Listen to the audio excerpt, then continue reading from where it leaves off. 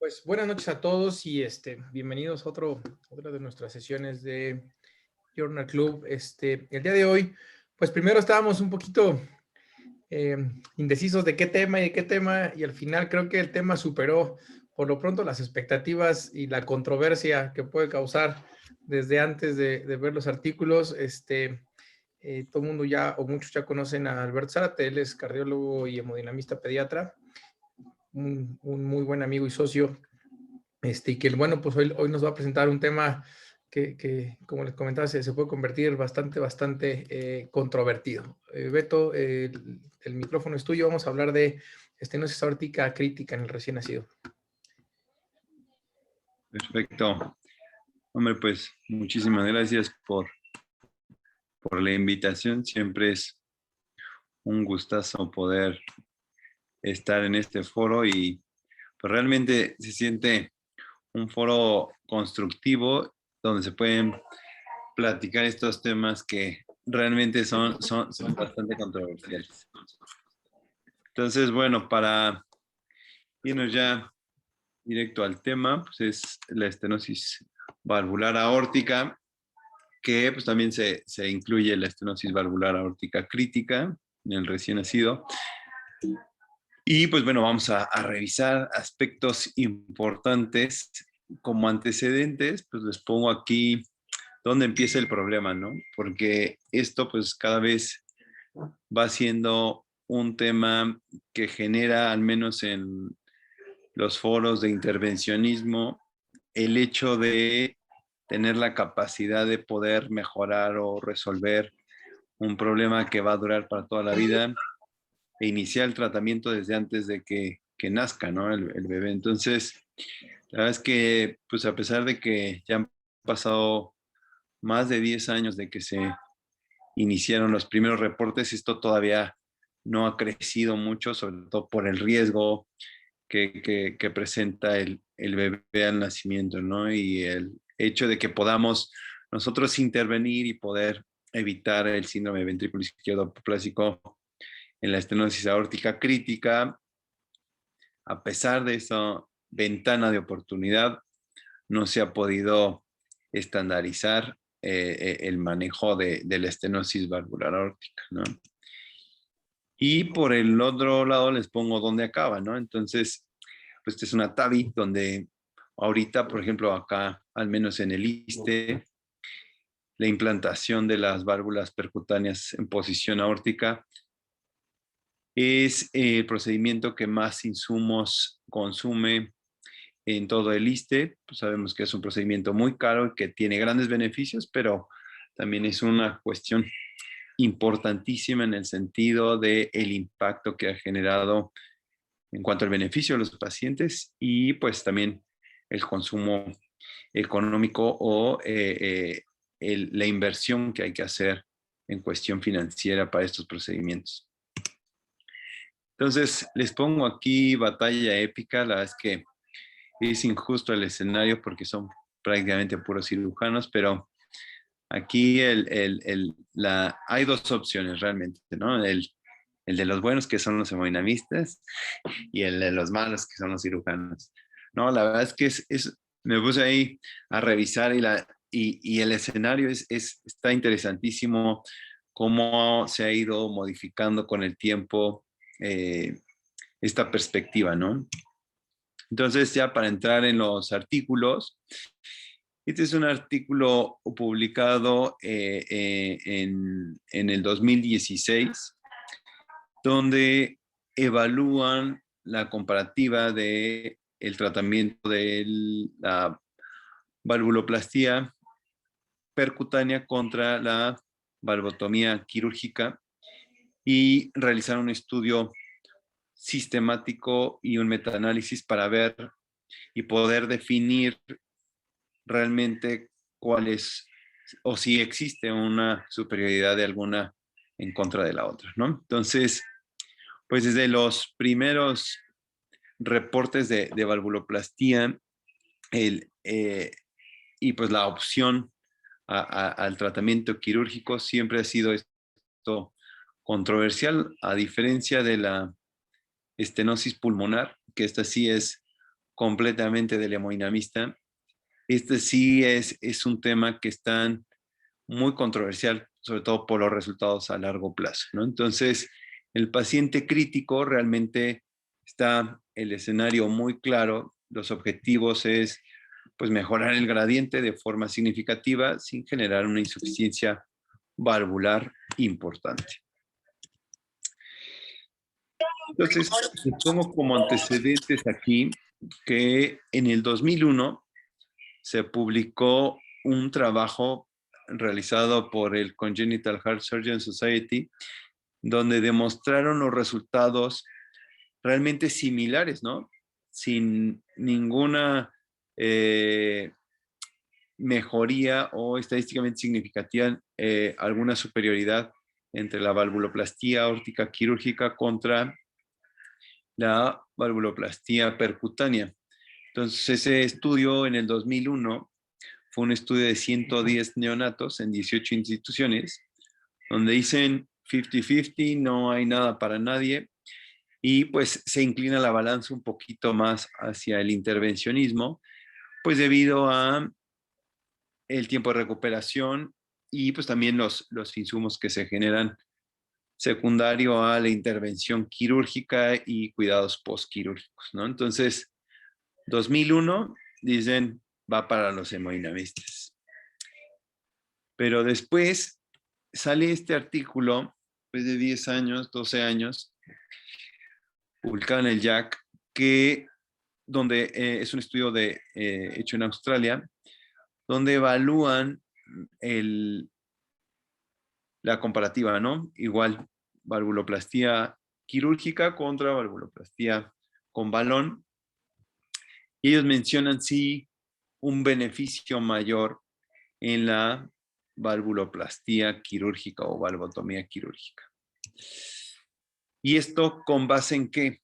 Con base en unas técnicas o en tener, pues, principal énfasis en ciertos detalles al momento de la cirugía, en el cual los comentamos también más adelante, pero es la resección de la displasia, o sea, el resecar todos estos nódulos, el hacer un poco más delgadas las valvas, que eso libera siempre el proceso obstructivo, la regeneración o recreación de los triángulos para las comisuras y la creación de neocomisuras, ¿no? Entonces, no es un trabajo sencillo, pero realmente aquí, a partir de este estudio, es cuando se pone nuevamente interesante la discusión, ¿no?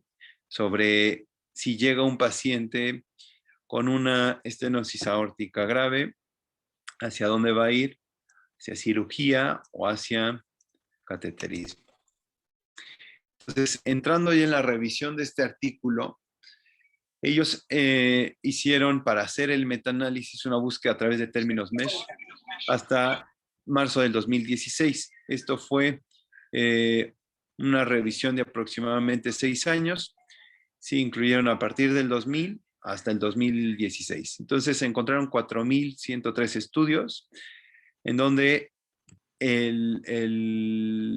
hacían la intervención a través de cateterismo o cirugía, todos en menores de 18 años.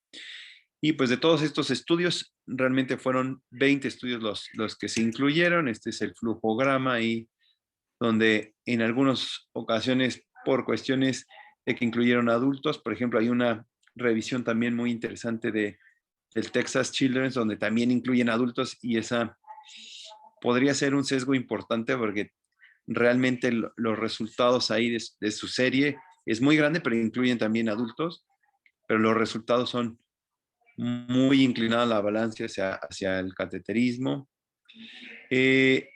También algunas series están duplicadas, algunos no estaban en inglés, entonces todo esto se hicieron ahí el análisis para tratar de tener los estudios lo más homogéneos posibles, ¿no? Dentro de la metodología se realizaron el análisis por 2 revisores independientes y ellos hicieron una evaluación de los riesgos, hicieron una escala numérica, a través de, dieron 3 como alto riesgo, 2 de riesgo moderado y el número 1 para riesgo bajo. algunos datos interesantes para el análisis. Ellos toman estas variables y que son las que realmente también nos interesan a cada uno de nosotros, ¿no? Entonces, la edad en la que se hizo, si es neonato o lactante, la morfología de la válvula es un punto también que se ha vuelto pues muy interesante, ¿no? En el hecho de que cada vez hay mejor descripción de la válvula a través del eco con la mejoría en la tecnología bidimensional, ya sea transtorácico o incluso transesofágico. Entonces se puede determinar esto también si es unicúspide o unicomisural, que eso también es diferente la unicúspide con unicomisural, la bicúspide y si es tricúspide, ¿no? El gradiente pico por Doppler y pues también un punto crítico, ¿no? Los resultados. Si genera insuficiencia valvular, una mortalidad hospitalaria temprana en los primeros 30 días y el gradiente post-intervención. Entonces, excluyeron algunos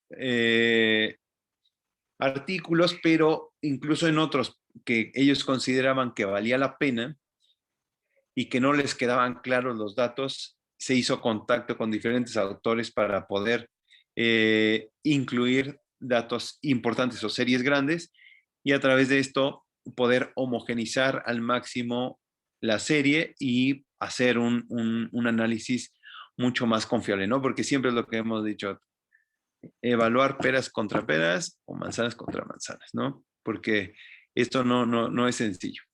Y se realizó la comparativa con chi cuadrada. Entonces, esto fue la metodología que usaron. En los resultados se analizaron en total, incluidos en los pacientes, 2.368 pacientes. 77% fueron a valvuloplastía por CATE y 23% valvuloplastía quirúrgica. La media de edad fue de 2.9 meses. La media de gradiente pico fue 77 milímetros de mercurio. Y realmente no hubo diferencia estadística entre estas variables, ¿no? Entonces, entre la edad y el gradiente pico, los dos entraron sin ninguna estadística significativa. Entonces, viene aquí el primer cuadro donde son las variables, después viene la valvuloplastía quirúrgica y después la valvuloplastía con balón, ¿no? Entonces, en cuanto a la edad, generalmente los más pequeños van a valvuloplastía por CATE, que viene la mediana es de 2.1, en la quirúrgica son 8.4 meses, ¿no? Y bueno, como mencionábamos, son mucho más casos evaluados por, o que ya resueltos por cateterismo. Los neonatos, los menores de 30 días, fíjense cómo es muy similar la serie. En cuanto a los lactantes menores de 1 año, igual muy similar. Y después los niños mayores de 1 año, 33% es un poquito más, se dio más en los pacientes para CATE. Después, la morfología de la válvula, esto realmente en años recientes también ha mejorado mucho en la cuestión del ecocardiograma, pero pues la cuestión mucho más confiable pues, es a través de la exploración quirúrgica, es realmente evaluar en tiempo real y de forma directa, pues, cuál es la morfología de la válvula, ¿no? Entonces, muchos reportes, desgraciadamente, no describen la anatomía o la morfología de la válvula, y esto también es importante para evaluar también los resultados, ¿no? Entonces, unicúspide el 4% en los quirúrgicos, 9% en los cateterismos, bicúspide 74% en los quirúrgicos, 73% en el CATE, y trivalvas o tricúspides 22% de los quirúrgicos y 18% de los resueltos por hemodinamia. Y pues los gradientes picos también muy similares, ¿no? Realmente no hay una diferencia estadística significativa. Entonces, los resultados a corto plazo es que realmente no hubo diferencia en el gradiente posintervención. Está un 28 en la valvuloplastía quirúrgica con un intervalo de 19 hasta 37 milímetros de mercurio contra 37 resuelto por cateterismo, que en algunas ocasiones, si ven el gradiente pico post-intervención, pues sí puede ser en algunas ocasiones todavía un poco alto cuando se resuelve por CAT, a diferencia de cuando se resuelve por cirugía, es muy poca en toda la casuística revisada de los casos que tienen todavía un gradiente alto post-intervención quirúrgica, ¿no? Entonces, en esos casos, el cirujano sí puede resolver el problema obstructivo de forma prácticamente al 100%, ¿no? En los casos, sobre todo cuando es trivalva o bicúspide por fusión de las valvas, entonces ahí es cuando hace la artesanía y la plastía como tal de la válvula y se resuelve en muchos casos el gradiente obstructivo de una mejor forma que el cateterismo o la valvuloplastía con balón. Y pues no hay una diferencia significativa en cuanto a la insuficiencia aórtica residual comparando la intervención quirúrgica y la intervención con balón. Entonces, realmente aquí, pues no queda como nada para nadie, ¿no? Pues no había un resultado estadísticamente significativo para ningún grupo en cuestión de edad, de gradiente y de el grado de insuficiencia residual. Sí es importante, ahí lo mencionan, que los resultados pues tienen en los grupos cierta heterogénea que puede variar un poco en estos 20 estudios que se tomaron. Entonces, eso es importante considerarlo, ¿no? Que a pesar de que los autores trataron de hacer y buscar al máximo que se pudieran ser lo más homogéneos los grupos, siempre hay diferentes variables que por más que se puedan nosotros o querer homogeneizar, siempre hay estas discrepancias en los grupos. Un punto importante es que los estudios con mortalidad en los primeros 30 días se encontraron 4% en el grupo quirúrgico y 6% en el grupo de CATE. Entonces, en los escenarios a partir del 2000, la verdad es que se daba mucho más énfasis en la estenosis valvular aórtica crítica.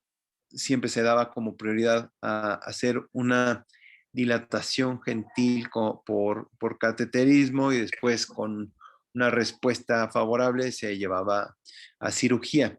Esto, les repito, ha ido cambiando un poco, pero el punto es que sí la mortalidad en los primeros 30 días tiene un poquito más alto en el cateterismo, generalmente porque se da prioridad a estos casos de estenosis aórtica crítica, principalmente se maneja por CATE, ¿no?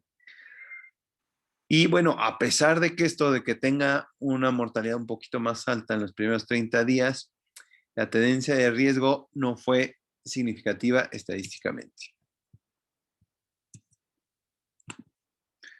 Entonces, esto es el forest plot que hacen el análisis estadístico. Miren como si los grupos son relativamente heterogéneos. Aquí ponen la evaluación o el análisis de la insuficiencia aórtica y la mortalidad a 30 días. Sí hay cierta heterogeneidad en los grupos, pero los valores de los intervalos de confianza reportan que no hay una diferencia estadísticamente significativa entre ambos grupos, quirúrgico y la valvuloplastía con balón. Ahora, entonces, evaluando los resultados a corto plazo, y la evaluación de edad, gradiente e insuficiencia. Hasta aquí no habíamos tenido una diferencia estadísticamente significativa, pero cuando se hizo el análisis de los resultados a largo plazo, en cierto punto, como tal, en general, no hay una diferencia en la sobrevida a largo plazo con una P de 0.031. Y esto evaluado la sobrevida a 10 años, lo reportan como 87% en los CATES contra 90% en la valvuloplastia quirúrgica.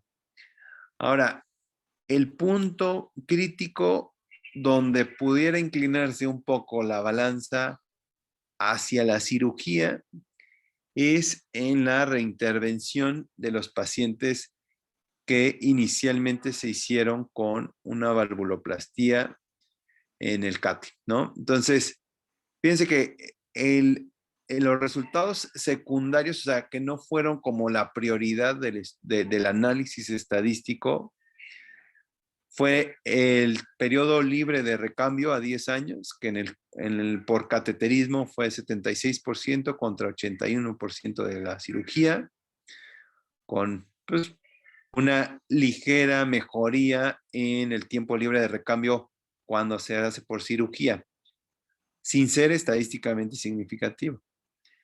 Pero el punto aquí crítico y donde, les repito, se inclina un poco la balanza hacia la intervención quirúrgica es cuando se analiza la reintervención de los pacientes y el tiempo en la reintervención. Entonces, sí se definió una P estadísticamente significativa cuando se analiza el tiempo en los cuales van a requerir una reintervención los pacientes con estenosis aórtica. Entonces, esto es una evaluación que aquí en las gráficas de Kaplan-Meier se ve pues claramente, es en el último, en la letra C.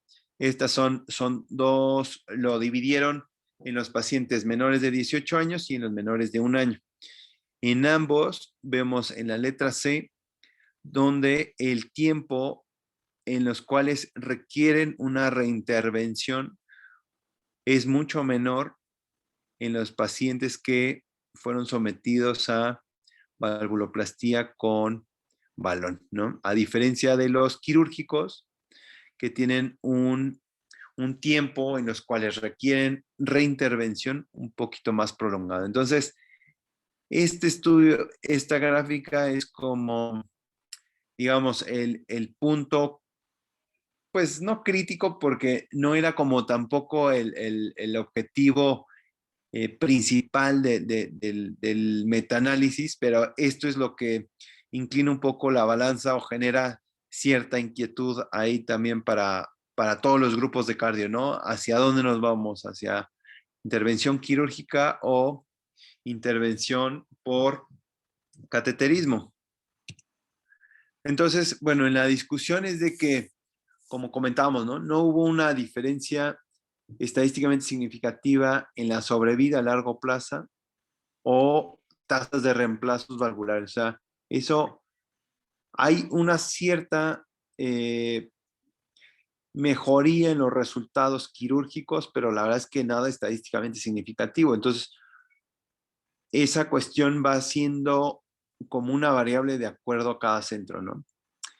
Pero pues como mencionábamos, sí existe una diferencia significativa en la tasa de reintervención asociada a la valvuloplastía por CAT. Entonces, si tenemos un paciente con estenosis valvular aórtica severa o crítica, sí debemos de tener en cuenta que si nosotros lo llevamos a la intervención por cateterismo, el riesgo de que ese paciente requiera una reintervención más temprana comparado con el procedimiento quirúrgico es estadísticamente significativo.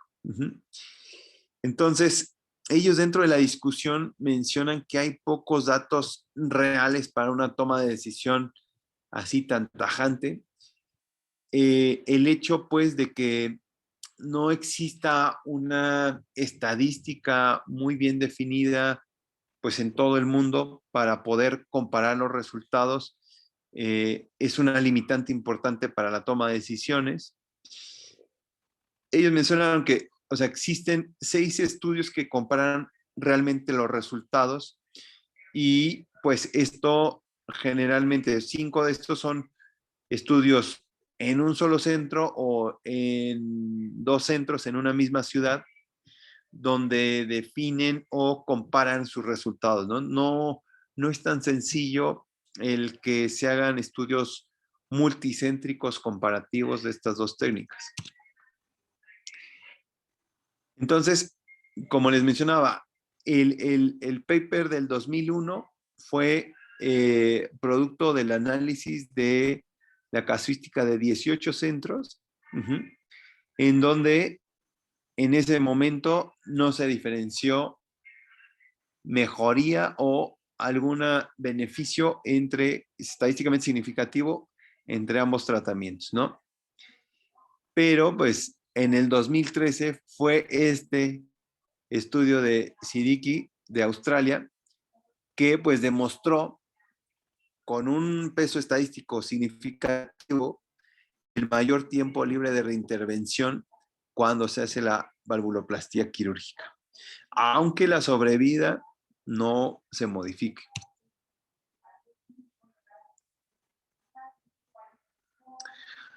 Entonces, bueno, la discusión es de que, pues, por CATE, la verdad es que esto, pues, me ha tocado también vivirlo en los últimos 8 años. La verdad es que sí ha habido una nueva oferta de balones con mejor perfil, mejor navegabilidad, un perfil óptimo con una mejor confianza, la verdad es que te genera resultados mejores y pues esto va generando pues en todo el país mayor experiencia, ¿no? Y bueno, también lo que comentábamos respecto a la valvuloplastía quirúrgica, ¿no? O sea, hay una mejoría de las técnicas, todo esto también en cuanto a los materiales y pues la tecnología que implica ahí la bomba y demás, todo esto pues sabemos que ha ido mejorando y mejorando y mejorando. Y pues los 4 puntos que mencionaban ahí en el artículo es un punto importante que pues da pie a que mejoren los resultados en la valvuloplastía quirúrgica. Es un casito que metí hace 2 semanas con una estenosis aórtica grave, no crítica, no tenía disfunción, pero con 160 milímetros de mercurio en el ventrículo izquierdo neonatito. Y le fue muy bien, o sea, no perdamos ahí también todo a la cirugía y todo a CATE. Yo creo que es lo importante. ¿Qué hay que considerar? Que pues también el escenario de el inicio del tratamiento de los pacientes ya sea con cateterismo o con cirugía, pues sabemos que no hay tampoco un claro beneficio o una superioridad entre el cateterismo o la cirugía. Y esto, pues sabemos que es una enfermedad para toda la vida, ¿no? Al momento de la reintervención, la toma de decisiones para la reintervención, la verdad es que es un tema pues muy complejo porque el criterio para la valvuloplastía, la verdad es que es muy sencillo. Los criterios para la reintervención, la verdad es que no son nada claros. Y pues también el hecho de hacer varias reintervenciones por CATE o reintervenciones por cirugía, pues también tenemos muy claro, ¿no? Que varias esternotomías incrementan mucho el riesgo de mortalidad, de arritmias y demás. Y pues también no casarnos que todos los casos van a poder ser paliados por CAT, ¿no? Este es un caso de un masculino de 16 años con estenosis aórtica grave que está pendiente por hacerse su recambio valvular. Entonces, el timing de la reintervención, muy en el aire, la verdad es que no hay todavía criterios con evidencia que nos puedan dejar claro el tiempo ideal para hacer la reintervención o colocar válvula protésica en estos casos. Esta me gustó, o sea, no ponen ahí el artículo, pero es una hipótesis muy lógica, ¿no? Si llega un paciente y tomamos la decisión de hacerlo quirúrgico, y en el peor escenario, como decíamos, es muy baja la tasa de restenosis cuando se trata por cirugía. La verdad es que cuando un paciente se intervino y se restenosa, de entrada se le ofrece la valvuloplastía con balón, ¿no? Y ahora, las valvuloplastías que ya sea que hayan sido quirúrgicas o por cateterismo, pero que tienen válvulas displásicas o que tienen una insuficiencia moderada grave, pues ya sabemos que todas se tienen que tratar por cirugía, ¿no? Esta sería una hipótesis pues muy lógica, ¿no? O sería como la condición que por default tendríamos como organigrama muy, muy básico, ¿no? Así se tendría que manejar. Pero a pesar de esto, en el estudio, en el metaanálisis que realizaron, se encontró que existe mayor insuficiencia posterior al cateterismo y que el gradiente pico residual es mayor por cateterismo. Entonces, el hecho, pues, de nosotros mantener un paciente con todo el tiempo por cate o tratar de resolverle todo la patología durante su infancia solo por cateterismo, pues puede no ser en ocasiones la vía ideal, ¿no?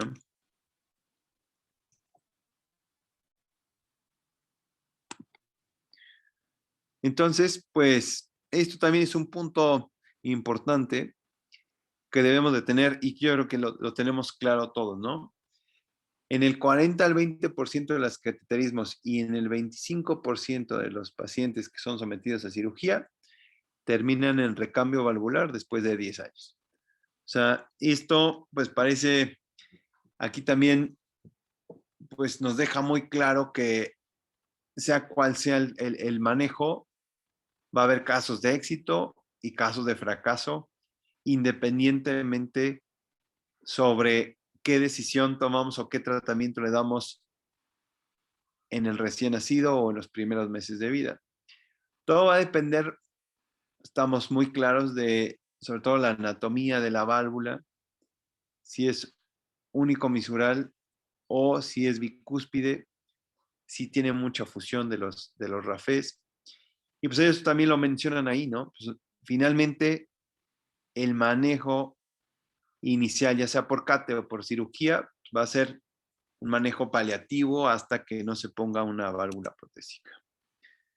Las conclusiones de este metaanálisis es que pues, el método inicial, ya sea cate o quirúrgico, tiene la misma resultado de reducción del gradiente, tiene el mismo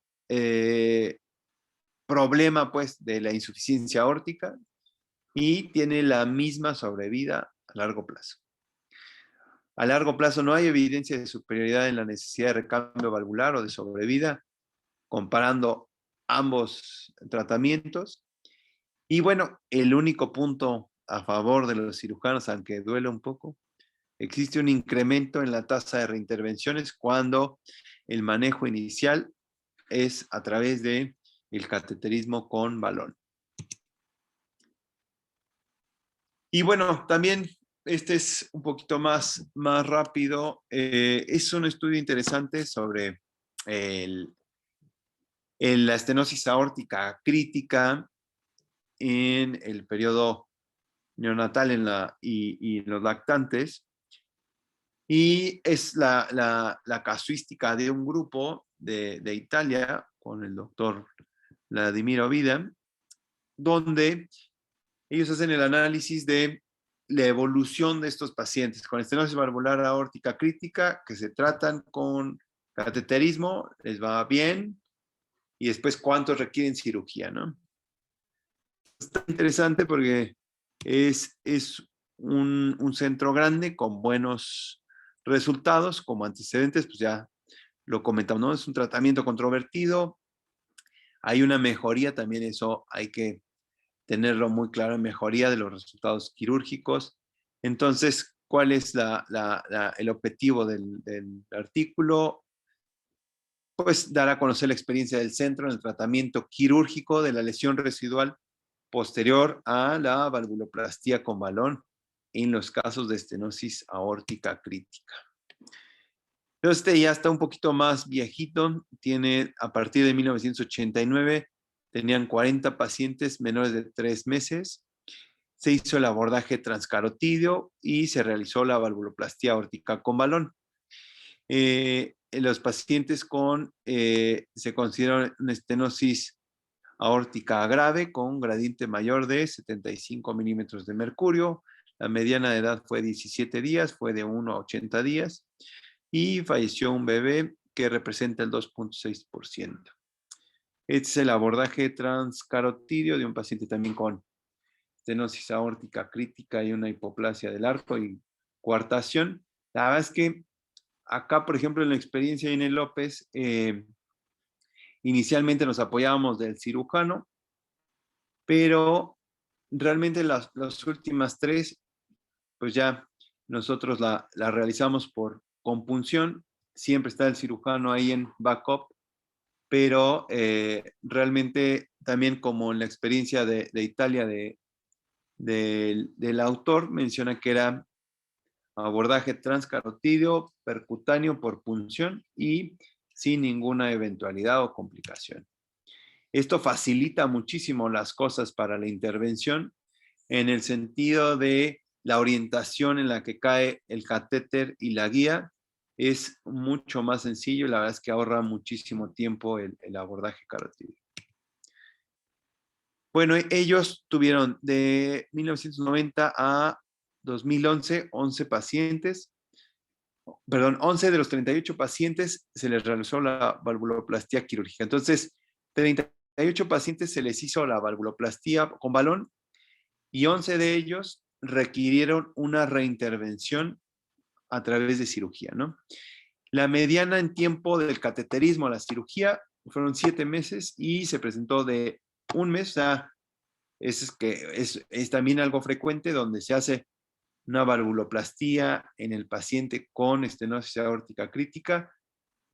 Se menciona una valvuloplastía gentil para abrir un poco la válvula, mejorar el flujo, disminuir la presión telediastólica ahí en el ventrículo izquierdo y con eso dejar un escenario con mejor hemodinamia para hacer la corrección quirúrgica. Entonces, de esto, pues el tiempo fueron 7 meses y llevó de un mes hasta 56 meses, ¿no? Entonces, casi 4 años después se hizo la intervención. La mediana de edad a la cirugía fue de 7 meses. Y bueno, la evaluación prequirúrgica, ¿no? La lesión más frecuente es de que el paciente posterior a la valvuloplastía percutánea genera reestenosis, ¿no? En 8 pacientes con un gradiente de 50 a 70 milímetros de mercurio que se decide resolver a través de la vía quirúrgica. Y también la insuficiencia aórtica en 3 pacientes que fue 2 moderada y en 1 severa. Sabemos que el espectro de la estenosis aórtica crítica se acompaña en muchas ocasiones de malformaciones asociadas, como es el caso también de aquí del cate de la derecha, con una franca alteración, hipoplasia del arco transverso y una coartación grave.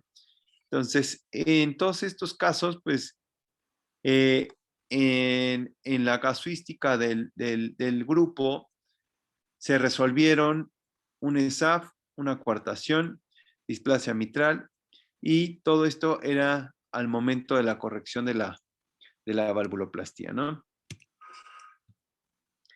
27 de los 38 pacientes no requirieron intervención quirúrgica, ¿no? Entonces, ¿esto qué quiere decir? Que de 38 pacientes con estenosis aórtica crítica, se pueden resolver 27 pacientes sin la necesidad de una intervención quirúrgica con buenos resultados a largo plazo. Ahora, 7 requirieron una nueva valvuloplastía con balón. ¿Qué quiere decir? Que hay muchos o un buen número de pacientes que responden bien a la valvuloplastía con balón y que después de cierto tiempo hay restenosis, pero no hay una insuficiencia grave, entonces son buenos candidatos a hacer una nueva valvuloplastía con balón, disminuir el gradiente y vigilar que no genere una insuficiencia aórtica significativa. Bueno, prepárense porque les voy a dar unas clases de técnicas quirúrgicas. Aquí, bueno, mencionen esto realmente, yo qué les puedo decir, ¿no? Es la técnica quirúrgica donde se hace la ortotomía transversal y evaluaron de forma directa, que eso también, el grupo de Londres tiene mucha experiencia en Bristol y el doctor Anderson ha hecho mucho énfasis recientemente en la cuestión de la anatomía y morfología de la válvula, que esto realmente el cirujano es el que tiene la visión directa y que puede describir realmente la morfología como tal de la válvula, ¿no? Entonces, eh, de esto, pues encontraron que la anatomía era bicúspide en 8 pacientes, trivalva en 3 pacientes, alteración estructural, displasia de las valvas en 6 pacientes, función comisural en 5 pacientes e hipoplasia anular en 2 pacientes. La hipoplasia anular, la verdad es que sí, sale un poquito del escenario, ellos lo incluyeron y también pues mencionan ahí después el roscono, ¿no? Entonces los resultados, se hizo plastía valvular en 5 pacientes, se realizaron 6 implantes de homoinjerto pulmonar en posición aórtica, 2 pacientes con los que tenían la hipoplasia anular aórtica requieren el roscono, que finalmente les fue mal, una vez que es eh, pues cirugías que de repente no tienen tan buenos resultados o el pronóstico no es muy bueno, sobre todo cuando se asocian a otras alteraciones en la mitral y en el tracto de salida izquierdo, ¿no? Entonces, esos 2 pacientes se les murieron, muertes tempranas, y ellos manejaban que como criterio, ¿no? Cuando llegaba el cirujano, abría y veía la válvula con severa displasia, pues ya, no se iba a detener a intentar hacer la plastía, directamente se procedía a la técnica de Ross. Y entonces ellos dieron un seguimiento a 5 años, un intervalo de 1 mes a 11.9 años. Un paciente requirió después de 6 meses de cirugía, una cirugía de Ross, pues después de la plastía, 6 meses después una cirugía de Ross, secundaria insuficiencia aórtica moderada. Mencionan de los pacientes intervenidos después del cateterismo, a excepción de los 2 que se murieron, el seguimiento es con una clase funcional 1 y en ninguno reportan lesión obstructiva residual. Bueno, comentarios de este artículo es que en su centro prácticamente todas las estenosis aórticas críticas se tratan con balón, con buenos resultados. Los que no responden favorablemente se envían a cirugía con una tasa de éxito muy buena del 80%. Pues como objetivo también primordial y que tenemos todos muy claro, siempre como objetivo es preservar la válvula hasta donde se pueda. La evaluación prequirúrgica es de suma importancia y pues también la evaluación postquirúrgica, ¿no? Después de la plastía quirúrgica hay que hacer una evaluación con eco transesofágico o evaluación epicárdica. Y pues hasta aquí mi aportación, comentarios Muy bien, Beto, muchísimas gracias. Pues escuchamos comentarios, dudas, preguntas. Yo creo que, digo, en lo que se animan los demás, yo creo que el punto fundamental de esto es saber cuáles tus posibilidades y ante qué te estás enfrentando. ¿Por qué? Porque, pues sí, efectivamente, ¿no? Podemos pensar y puede sonar incluso hasta lógico que probablemente hacer una orbotomía con el balón, pues no tienes controlado realmente el tejido y puedes romper y dilatar, solamente dilatar. Y pensar en un procedimiento quirúrgico, pues puede ser un procedimiento mucho más controlado. Sin embargo, primer punto, ¿no? No sé cuál sea la experiencia en otros centros, pero meterse, por ejemplo, a tratar de plastear una válvula en el recién nacido que mide 8 milímetros con las valvas que se deshacen, no sé qué tan factible sea. Definitivamente en el caso quirúrgico creo que nosotros hemos adoptado mucho las técnicas quirúrgicas de adultos para las plastías aórticas, pero a lo mejor un poco menos que la mitral, pero creo que sigue siendo un tema complejo, ¿no? Creo que la experiencia a la que nos queremos enfrentar o a la que nos vamos a enfrentar en base a los conocimientos pues, de la técnica quirúrgica, sí es dependiendo mucho y tenemos que saber reconocer cuáles son nuestros límites y saber de qué puedo ser capaz yo, ¿no? En este punto, creo que la mayoría de los cirujanos apoyamos al cateterismo de inicio para tratar de resolver de manera inmediata, ¿no? La gravedad con la cual puede llegar ese paciente. No sé cuál sea la experiencia. Ahorita vamos a escuchar, por supuesto, a los que tienen más experiencia que yo en este tema acerca de las plastías aórticas. Yo no dejaría un poquito tan castigado el procedimiento de Ross. Creo que hay centros en donde los resultados son muy, muy, muy buenos en cirugía de Ross. Por supuesto que siempre esos temas de hablar de que, ok, voy a dejar una válvula enferma, ¿no? Como fue la pulmonar y luego tengo que saber a dónde se puede dilatar la aorta ascendente después de la cirugía, si es que lo hago en una edades tempranas, pues creo que los artículos que hablan acerca del procedimiento nos han dicho que las cosas pueden ser diferentes, ¿no? Y cuando hay una buena experiencia, creo que es una alternativa de tratamiento bastante, bastante, bastante viable. Por ejemplo, el doctor Morel en Pittsburgh, la verdad es que tiene muy buenos números en cirugía de Ross, aunque es el recién nacido, ¿no? Que creo que ahí es donde nosotros podemos tener la mayor complicación, ¿no? Y bueno, cuando se agrega ya el procedimiento de cono, cuando hay una estenosis subaórtica y que tenemos que resecar parte del músculo y las complicaciones, creo que también nos metemos en temas bastante difíciles. Primero, bueno, felicitarte, la verdad es que es un panorama muy amplio, pero aquí sí yo, bueno, en lo personal creo que la parte quirúrgica en el niño con problemas aórticos, híjole, todavía no sé cuál sería la mejor decisión quirúrgica para estos casos, ¿no? Y bueno, ver la experiencia de los demás. Felicidades, Beto.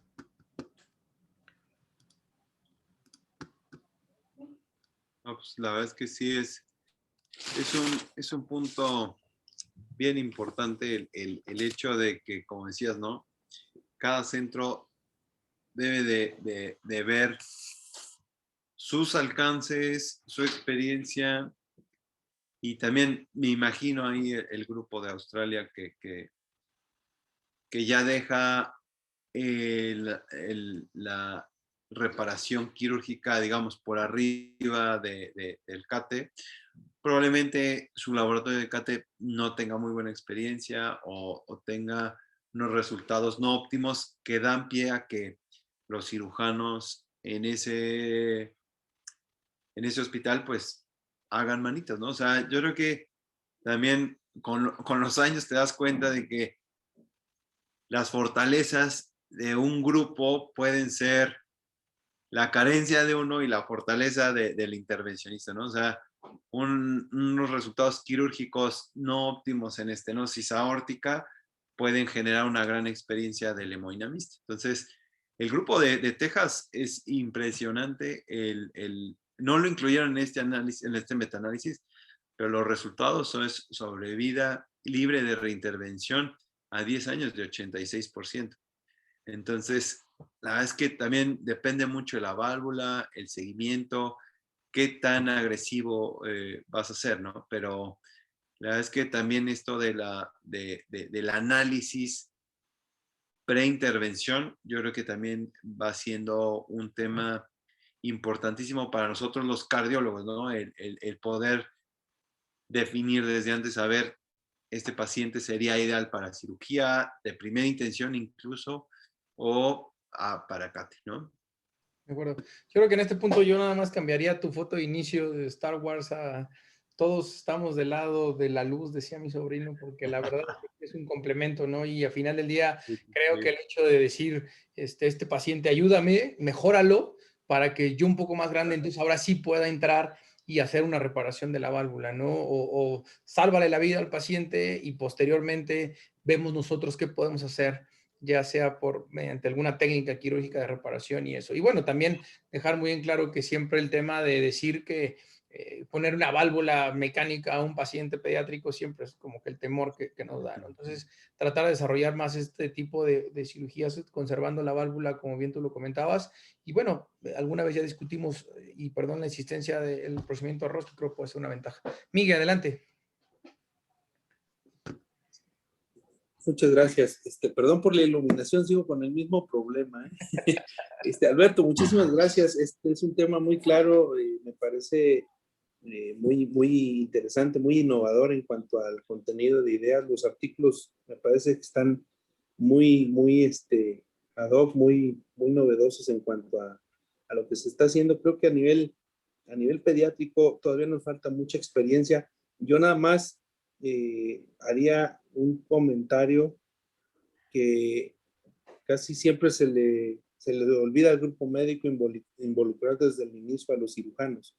Evidentemente yo soy cirujano, ¿verdad? Entonces lo he visto porque muchas veces creo que una parte fundamental que a veces no debemos de olvidar es eso, ¿no? El hacer equipo. Estoy de acuerdo con lo que dice el doctor Carlos en cuanto a eso. Desgraciadamente también a veces se nos toma cuando ya a veces la complicación está presente y suele resultar algo a veces complicado para nosotros, a veces catastrófico para el paciente. Pero sí, ahorita, pues incluso seguramente estarás enterado de que ya, por ejemplo, en las primeras válvulas percutáneas, pues ya se están presentando algunos problemas a mediano y a largo plazo, cosa que finalmente pues no habíamos presenciado quizá por el escaso número de pacientes de evolución y bueno, en México pues un tema recurrente y más en mi hospital, yo estoy en Guadalajara, en un hospital público, pues es la escasez, la única insuficiencia que mata, que es la insuficiencia económica, ¿no? Sí, seguro. De acuerdo. Gracias, Miguel. Beto, yo quería hacer una pregunta. O sea, muchas veces se habla acerca de todo o sea, la técnica, ¿no? Etcétera. Pero realmente, o sea, a mí me preguntas hoy, oye, ¿qué necesitas para dilatar una válvula? Pues un balón, ¿no? Pero tú hablabas acerca, y esto que dice Miguel, o sea, realmente, ¿qué tan complejo es los insumos, ¿no? Y también saber si la técnica ya está así muy bien establecida. Tengo un amigo cirujano que siempre hay que dilatar las válvulas aórticas con balones de 6 milímetros. Esa es la técnica y no hay que no le hagas más. Dile al hemodinamista que no le haga más que dilatarlo con un balón de 6 milímetros. ¿Qué pasa con eso? Sí, fíjate que es interesante porque la tendencia, o sea, en los libros, es la relación anillo-balón, ¿no? Es lo que mencionan. Y te mencionan un rango de 1 a 1.2 máximo. O sea, tú vas a escoger tu balón, si tu válvula mide 10, tú vas a escoger máximo un balón 12 para tratar de evitar la insuficiencia, porque ese es el punto crítico, ¿no? Aquí que tratar de resolver al máximo el proceso obstructivo sin generar una insuficiencia importante. Todo depende también de la morfología de la válvula, pero ahorita ya cada vez se va haciendo un poco más conservador en ese aspecto de dejarlo 1 a 1 y hacer una dilatación. La verdad es que es todo un tema, ¿no? Y se ha estudiado muchísimo en cuestiones ya un poquito más de análisis preintervención, características o morfología del izquierdo, la presión telediastólica, la morfología de la válvula, y sí se ha hecho mucha medición, sobre todo en Boston, de cuáles son los factores que te generan o una mala resolución del gradiente obstructivo o mayor insuficiencia. Uno, principalmente la relación anillo-balón. La otra es la cantidad de insuflaciones que haces por intervención. O sea, mientras más la infles y dices, no, pues otra dilatadita, pues, genera mayor riesgo de insuficiencia. Y también el hecho de que te brinque mucho el globo, ¿no? O sea, que no tengas una buena prensión de la válvula para la dilatación, eso te va a generar mayor riesgo, porque ese entrar y salir del globo inflado genera mayor riesgo de insuficiencia. Y eso se trata de evitar a través del pacing que nosotros de repente, bueno, todavía en la escuela que me tocó a mí en el infantil era mucho más conservador. Pasar adenosina, está muy claro, pasar adenosina o hacer el pacing del ventrículo derecho, a llevarlo a 200, bajar el gasto cardíaco y con eso haces una valvuloplastía mucho mejor controlada. Sobre todo también el niño, mientras más grande es, el gasto a través del ventrículo izquierdo va a ser mayor, entonces no es fácil controlar de repente el balón dentro del anillo para hacer una valvuloplastía óptima. Bueno, doctor Bolio, adelante. Sí, yo creo que aquí, pues como pasan muchas cosas, ¿no? Finalmente, la morfología de la válvula es lo primero. ¿Qué válvula tengo? ¿Qué morfología tiene? Y cuál es la causa de la estenosis valvular. La experiencia en el Hospital Infantil de México, cuando, por lo menos cuando estaba el doctor González Serna, cuando el cateterismo no estaba tan evolucionado y todo, todas las valvuloplastías. Bueno, en primer lugar, separar recién nacido del niño más grandecito. Me llamó la atención que en el metaanálisis había niños hasta de 50 y tantos meses. 50 y tantos meses son 4 años, 5 años, que esos ya los operas y tienes mucho más posibilidades de hacer algo, ¿no? Pero yo creo que el niño, el recién nacido, con estenosis crítica del recién nacido, que se está muriendo, cuando se metían a valvotomía quirúrgica, la verdad es que la mortalidad era altísima. O sea, creo que el que le iba bien era anecdótico y pues nada más. A raíz de que Alexis Arévalo empezó a dilatar, cuando empezaron a salir los balones para dilatar válvulas aórticas, lo que pasaba era que metían al niño con estenosis crítica del recién nacido, mejoraba, sobrevivía, después lo tenían que volver a dilatar y algunos quedaban con algo de insuficiencia, pero esto no sé, esto es un poquito observación empírica, el que quedaba un poco de insuficiencia, pero eso dilataba más el anillo. Entonces, el niño, incluso en algún momento dado, yo todavía me acuerdo haber platicado con Alexis Arévalo, era, ok, lo vamos dilatando hasta que llega una edad en la que ya lo puedes operar y muy probablemente no vas a poder hacer una plastía y vas a acabar en sustitución, pero ya le pones una válvula, una 16, una 19, que le vaya a durar para 2000 años, ¿no? Se dice que las válvulas de carbón birrolítico se deshacen en 2000 años. Entonces, el niño quedaba con su prótesis mecánica en posición aórtica, que es bastante manejable, pues ya para toda la vida. Entonces, y bueno, hasta ahí. Si me dices actualmente la tendencia o lo que yo opinaría y lo que yo creo que podemos hacer hoy en nuestro medio, en nuestras circunstancias, en nuestra economía, la insuficiencia monetaria, como dice Miguel, lo primero para tener paciente es que esté vivo el paciente.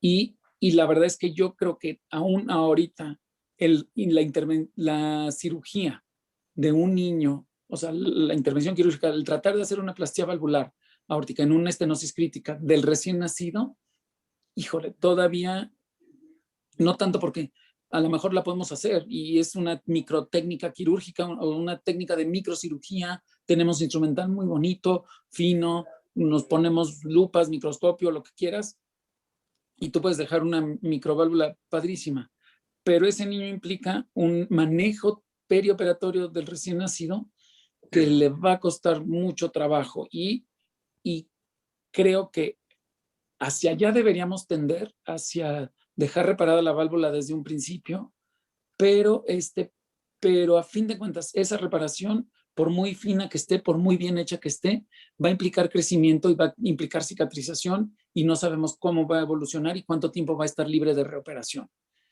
De reoperación en un terreno ya operado donde ya implicó una esternotomía. Y en cambio, sí es más, esto no es, o sea, yo creo que es mucha ayuda, pues, o sea, es una forma de una petición, ¿no? O sea, prefiero un niño que a los 3 años, y a lo mejor ya tuvo 3 dilataciones con balón o 4, pero tengo niño a los 4 años. Y ese niño a los 4 años ya puedo yo pensar en intervenirlo en mejores condiciones y intervenirlo quirúrgicamente, pues, o sea, de operarlo y en un terreno que todavía puedo tener fácil acceso y reduzco todos los riesgos de la reoperación. O sea, yo creo que los estudios están muy, muy bien hechos en cuanto a que, o al día de hoy podríamos pensar que es lo mismo en cuanto a mortalidad y a lo mejor un poquito de ventaja en libertad de reoperación la cirugía. Sin embargo, creo que hay que analizar también, o sea, en cada hospital, en cada medio, en cada economía, el riesgo inherente al cateterismo y el riesgo inherente a la cirugía.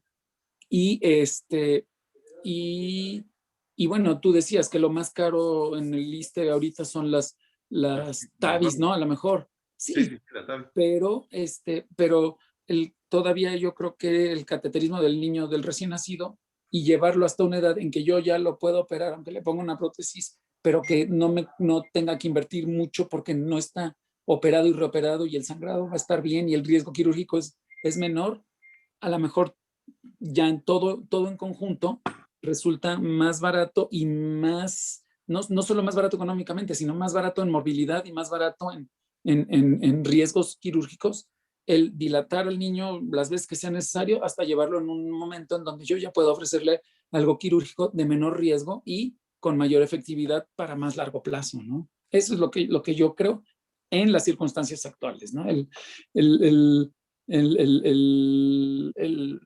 día de hoy, ¿no? No sé, todo depende de qué experiencia vaya uno teniendo y de qué se vaya uno haciendo para un futuro. Seguro, seguro. Sí, la verdad es que es un tema ahí sí, para después ir analizando y de acuerdo también a cómo se vayan dando las cosas, ¿no? Porque si tienes la opción siempre de hacer el cateterismo, pues yo creo que va a ser difícil el que cirugía entre como primera intención a reparar esos casos, ¿no? sí. Sí, aunque como dices, ¿no? Creo que es Yves Dudekem el que escribió el artículo, ¿no? ¿El de Australia o quién? Es Raquel, ¿qué es? Sí, lo que pasa es que la verdad es que sí, también son buenas experiencias de ya de muchos años Claro. y tomando en cuenta toda la evolución.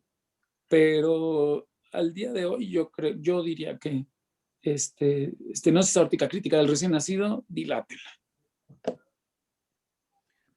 Sí, sí, sí.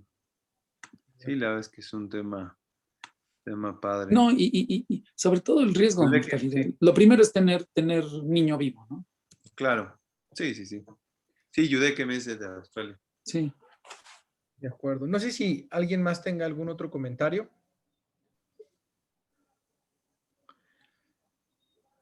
Muy bien.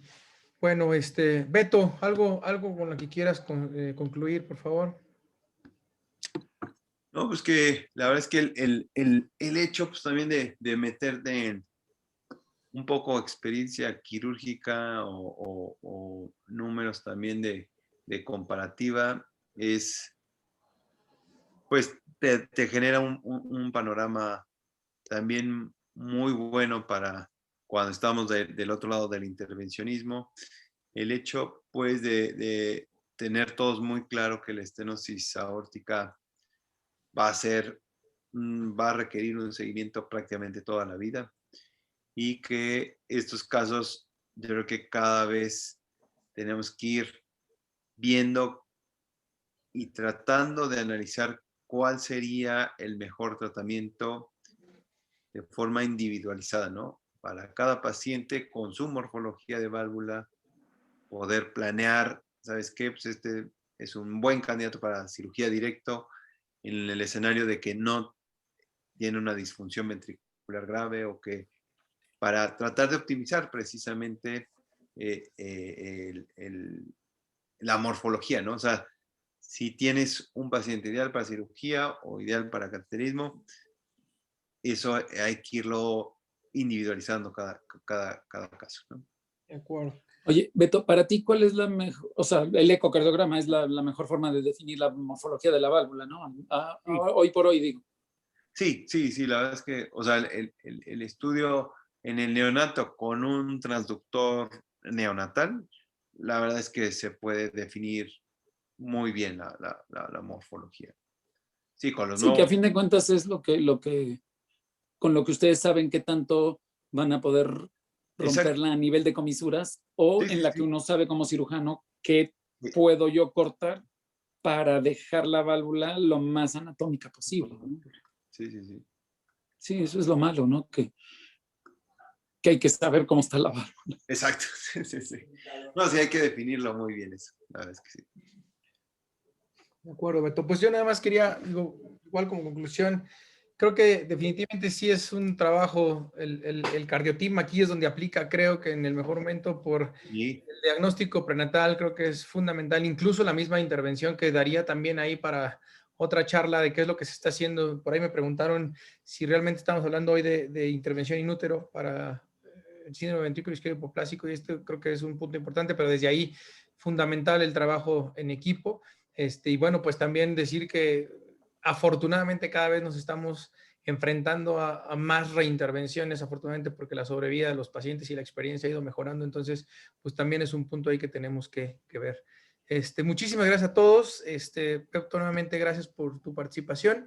La próxima semana le toca discutir al doctor Manuel Soriano. Ya hoy no pudo estar presente porque tiene una reunión ahí con los de terapia intensiva. Ya debería de cambiar de sociedad, pero bueno. Nos vemos la próxima semana y les hago llegar los artículos a la brevedad. Que tengan muy buena noche a todos y gracias, Beto, nuevamente. Gracias por tu vale, participación. hombre, un Gracias, gusto. Beto. Saludos en Saludos. casa. Saludos a todos.